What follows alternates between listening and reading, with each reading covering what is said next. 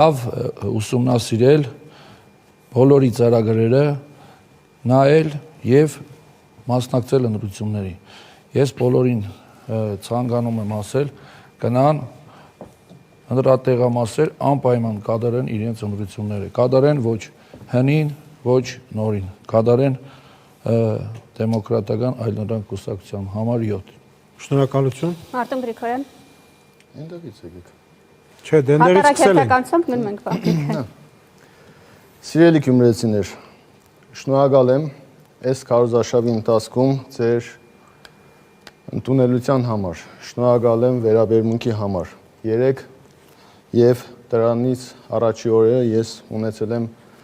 բավականին մեծ ու հզոր հանդիպումներ ձեզ հետ։ Ես հնարավորինս փորձել եմ ներկայացնել իմ նախընտրական ծրագիրը, որի հավանությանն եմ արժանացել։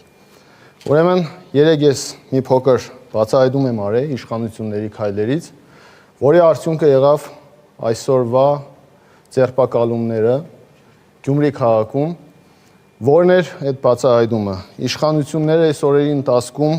իրար հերթ չտալով փորձում էին մեղադրել թեկնածուներին ու հակաքարոզչություն անելով